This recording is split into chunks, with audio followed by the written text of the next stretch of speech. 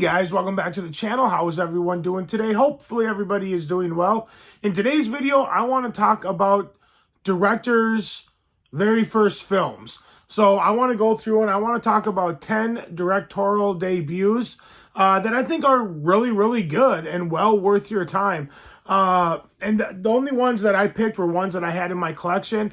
And there's some other big, huge ones that I don't have on this list. I kind of wanted to go and maybe do some that are lesser known. I don't think I really have any in here that you've never heard of. There might be one or two, but it's ones that'll be kind of lesser known. The director might be a big time director or a big time name, which I think most of them are. But the movies themselves might be ones that you kind of either forgot about or you've never seen or maybe never even heard of. And those are the movies that I kind of wanted to focus on in this video. So I got 10 of them. They're kind of all over the place. They're from 10 different directors, obviously. And a lot of the stories are kind of different. And like I said, I'm kind of hoping they're movies that maybe you haven't heard of or you have forgotten about. Or, hopefully these are ones that you'll go back and revisit or ones that you'll watch for the very first time. But I think every one of these are well worth your time. Let's get started. We're going to start off right away. We're going to start off with Richard Linklater, who went on to do Dazed and Confused, the Before trilogy, just so many movies. I can't even count them, but go look them up. You'll recognize a good portion of his movies. And the first movie that he ever did was a movie called Slacker. This is a great release from Criterion. And this movie is about basically a day in the life. I think it's just one day. A day in the life of this kid who's very eccentric, but also kind of enthusiastic. And he just kind of goes through and follows his kind of daily routine and the people he encounters and talks with. And this movie's definitely not going to be for everyone. It is a little bit out there, but at the same time, kind of charming and quite good. I really enjoyed it. I don't know if you will, but yeah, if you get a chance, check out Slacker. I'm pretty sure this is still in print from Criterion. I don't think that's gone out of print. That's just the Blu-ray. I don't think there is a 4K. But definitely check it out. Next, we have a movie sticking with eccentric people. This movie's about eccentrics as well. And it's from David Byrne, who is the lead singer of Talking Heads. He really didn't direct a whole lot of stuff. He might have only done one other actual movie.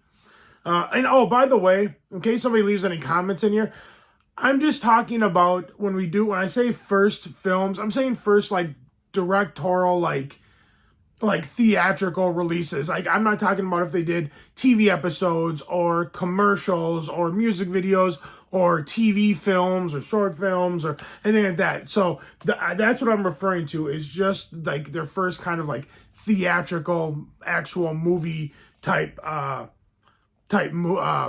releases, not TV or shorts or music videos or any of that. So I just wanted to clarify that, because somebody in the comment might be like, well, wait a minute, technically that person directed this, and this first. And it may be true. But I just wanted to clarify that real quickly. But let's move back on to David Byrne. And this is True Stories. This is also another release from Criterion. You got John Goodman here. His head upside down. Turn it around there. And this movie is great. It's filled with Talking Heads music. I'm a big Talking Heads guy. I love their music. And this movie is about David Byrne he's right back here.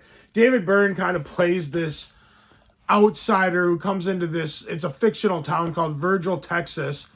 And he's he's there and meeting all the townsfolk and all these really local, like eccentric type people. And they're getting ready for a celebration of their town.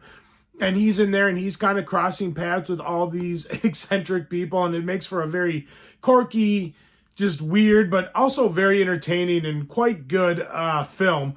And the thing that's interesting about this is it's called True Stories because apparently David Byrne based every one of the characters off of a character that he read about in a newspaper at certain points in his life. So that's why it's called True Stories. I think that's the the way that it was. I'm pretty sure there's a documentary on here that talks about how they were all actual articles that he based these characters on. But yeah, this movie's definitely quirky, but well worth your time. Definitely check out True Stories. That one was hard to get for a long time. I don't think it's out of print. I think you can still get it. But don't quote me on it. But there's other releases you can get it. I'm sure it's streaming somewhere. But yeah, definitely check it out. And that is from David Byrne. And this one, oh yeah, so this next movie we're talking about is from Alex Garland. I forgot his name for a second. And his first movie was Ex Machina. And this movie, I only saw this movie once, maybe twice. It's been a long time, but I remember it just being really, really, really interesting. And it's about a guy he's a programmer, and he wins this contest at work where he can go spend a week at the estate of the CEO, at the CEO's house for the company that he works for. And he goes there and he finds out when he gets there that the CEO is kind of using him as like a counterpart for this like female robot that he built to kind of test the limits of like consciousness and kind of stuff kind of like that with this robot. And he's using this kid as kind of a counterpart, and things don't quite go as planned. It gets a little crazy, but it's definitely worth your time. Alex Garland, he went on to just recently do Civil War, which I thought that movie was phenomenal. But yeah, this was the first movie he ever did, and it's definitely worth your time. Moving on to, I forget who directed this one now. Oh yeah, Scott. Okay, so Scott Cooper. We're talking about Jeff Bridges and Maggie Gyllenhaal in Crazy Heart. Scott Cooper, he went on to do like Out of the Furnace. He did Black Mass, that movie about Whitey Bulger, and a few other movies. But this is the first movie he ever did, and Jeff Bridges plays this kind of, he's like this aging country singer, he's an alcoholic. He's kind of made some mistakes in his life and kind of has a lot of regrets, and he tries to find redemption through this journalist, by the help of this journalist who he starts having a love affair with, and that's played by Maggie Gyllenhaal. And it's very touching. It's a very touching, sad, and just really well done movie. It is a little bit sad, but it is also very heartwarming and touching as well. Great performances, especially by Jeff Bridges. So definitely check out Crazy Heart. I think you'll enjoy it. It's worth your time. Next, we're moving on to Ben Affleck. In the first movie, before he went on and did Air and Argo and The Town, he did a little movie called Gone Baby Gone. It's been a long time since I've seen Gone Baby Gone, and it's about two detectives that are looking for a missing, it's a little boy or a little girl. I don't remember who it is. I think it's a little girl, maybe.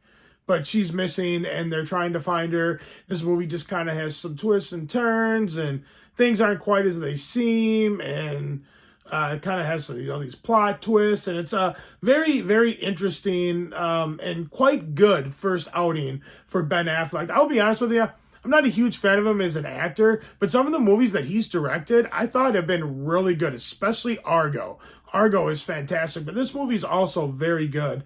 So is The Town.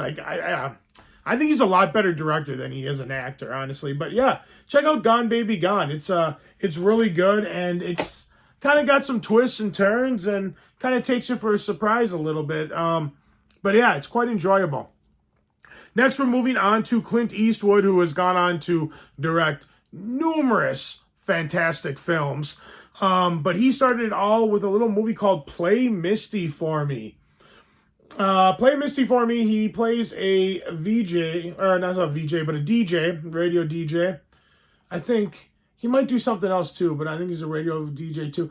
And he has a one-night affair with this woman, and it kind of ends for him shortly after that, and she turns out to be crazy, and it's not really the end for her, and she just kind of goes nuts on him and kind of starts stalking his life. This is a pretty good thriller. Fantastic performances by Clint Eastwood, but especially by Jessica Walter. yeah, Jessica Walter is phenomenal in this movie. This is well worth your time. I remember seeing this shortly after I started getting into Clint Eastwood movies, more of his directing type stuff. And I had a buddy's like, dude, have you seen Play Misty for me? I was like, no. He's like, here you go. I think he gave me the VHS, like way back in the day. And he's like, here, check this out. And movie was just blew my mind. I was like, wow, that's crazy. Jessica Walter is freaking nuts in this movie. Hell of a performance. Good job to her. Well worth your time. Definitely check out Play Misty for me. All right, we're going to move on to a comedy. And this movie actually has a sequel coming out, I think, this year. And this movie was directed by Rob Reiner, who you might know as, I forget what his name was, Meathead, and in All in the Family. Well, he went on to direct, like, When Harry Met Sally, and, oh my gosh, I can't even think, just tons of movies. But the first movie he ever did was a little movie called This Is Spinal Tap, which you see picked up for $7.99 at Best Buy probably 15 years ago and never opened it. I've seen this movie ridiculous amounts of times, and I probably was like, oh, $7.99, I'll pick that up, and I clearly have not opened it or watched it since. I probably should watch it again right before they release the new one. But this is a rockumentary about a British like heavy metal group, and it's like a mockumentary rockumentary. So it's filmed in the style of a documentary, but it's basically just kind of making fun of British metal bands and the members of British metal bands. And this movie is absolutely hysterical. If you've never seen Spinal Tap, you are missing out. It has got great performances, great dialogue, hilariously just over-the-top situations that are just hysterical to watch play out. So, yeah, if you've never seen Spinal Tap, this is well worth your time and definitely a good first outing for director Rob Reiner. Definitely check out Spinal Tap. We're down to the last three, guys. And now the next one we're moving on to is a person who I don't really think is that great of a director. You'll know him more as an actor. But this first movie he did, I thought was just phenomenal. And I'm talking about George Clooney, and the first movie he directed was Confessions of a Dangerous Mind. Now, I just got done talking about how Spinal Tap is getting a sequel this year. This coming up, I don't think it's next year. I don't think it's this year, but I think it's next year. This movie is getting turned into a TV show that's going to star Justin Timberlake, who's playing the character that Sam Rockwell plays in this movie. And what this movie is about is Chuck Barris. He's the guy who created, I think he did The Gong Show and The Newlywed Show. He was a TV like persona, and he created these game shows and stuff. And well, he claims in his memoirs that while he was doing all that, he also was a CIA assassin. And this movie toys with the idea of what that would have been like if that was actually true. So you got Sam Rockwell playing Chuck Barris, who's doing these like game shows, but then also being in all these other countries and assassinating people for the CIA. It's a very, very interesting, very well directed movie. It's got a really cool soundtrack, some great acting. There's some very quick cameos by, I believe, Brad Pitt and Matt Damon. Extremely quick cameos. But this movie is fantastic. If you've never seen Confessions of a Dangerous Mind, it is well worth your time. All right. Next, we are moving on to a couple of guys from Minnesota.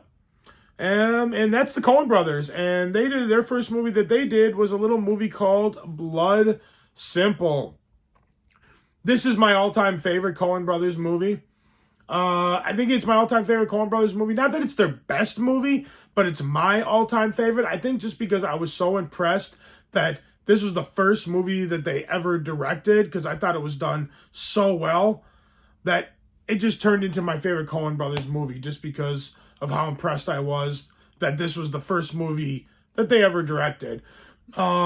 what this movie's about is about a guy who owns a bar, and the bartender that works for him is sleeping with his wife. So the bar owner decides to hire a private investigator to find out if his wife and this bartender are having an affair.